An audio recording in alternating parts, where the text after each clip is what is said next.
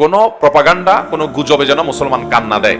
তাহকিক করে, যাচাই বাছাই করে, ক্রস চেক করে তারপরে কোনো বিষয়ে সিদ্ধান্ত নিতে যাবে। হুটহাট করে কিছু বলে এরপরে বলবে সরি, ভুল হয়ে গেছে, তথ্যগত ভুল ছিল, আমি জানতাম না, হানতান। এগুলো মুসলমানের চরিত্র না। মুসলমান ভালো করে যাচাই বাছাই করে তারপরে কথা বলবে। হুটহাট করে না জেনে কোনো মন্তব্য করতে যাবে। বিশেষ করে ফেসবুকের এই যুগে অনেক বেশি সতর্ক আমাদেরকে থাকতে হবে। কিছু পাইলেই বিশ্বাস করে নিলাম, এটা করা যাবে না। ঠিক একইভাবে এখানে মুসলমানদের পারস্পরিক সম্পর্কগুলো যেন ভালো থাকে, একটা সমাজের মানুষের মধ্যে যেন সম্পর্ক ভালো থাকে, সেজন্য সংশোধনকামী, মীমাংসাকামী হতে বলা হয়েছে। আল্লাহ তাআলা আমাদেরকে সেটা তৌফিক দান করুন।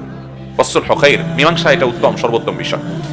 তৃতীয়ত যে বিষয় আলোচনা হয়েছে সূরা হুজুরাতে, সেটি হলো একজন মানুষ পিওর মানুষ হওয়ার জন্য যত রকমের নোংরা চরিত্র আছে এগুলো থেকে নিজেকে পরিচ্ছন্ন করতে হবে। সে নির্দেশনা আল্লাহ তাআলা দিয়েছেন এই সূরাতে, সেটি 9 থেকে 13 নম্বর আয়াত পর্যন্ত। এই আয়াতগুলোতে আল্লাহ তাআলা বলেছেন আমাদেরকে কয়েকটি বিষয়।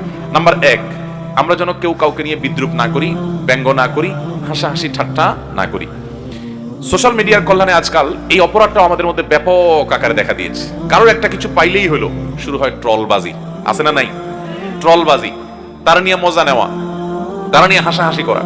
আল্লাহ রাব্বুল আলামিন কোরআনে কারীমে এই বিষয়ে বলতে গিয়েও বলেছেন, ইয়া আইয়ুহাল্লাযীনা আমানু লা ইয়াসখার কওমুম মিন কওমিন আসা আন ইয়াকুনু খায়রাম মিনহুম ওয়ালা নিসাউম মিন নিসাইন আসা আন ইয়াকুননা খায়রাম মিনহুন। ভাইরা আমার, আল্লাহ রাব্বুল আলামিন এখানে আমাদেরকে বলেছেন তোমরা কেউ কাউকে নিয়ে বিদ্রূপ ব্যঙ্গ করো না। ভাইরা, আরেকজন সম্পর্কে মন্তব্য করতে পয়সা লাগে না। হুটহাট করে একটা মন্তব্য করে দিলেন, হতে পারে সে আল্লাহর কাছে আপনার চাইতে বেশি প্রিয়, আপনি আল্লাহর কাছে অপ্রিয় হতে পারে কি পারে না? আপনি যার বিরুদ্ধে ফতোয়া দিচ্ছেন হতে পারে তার কোনো আমলের কারণে সে আল্লাহর কাছে অনেক প্রিয়, আপনি পিছিয়ে আছেন। এই জন্য ইমানদার কখনো কাউকে নিয়ে ব্যঙ্গ বিদ্রুপ করবে না।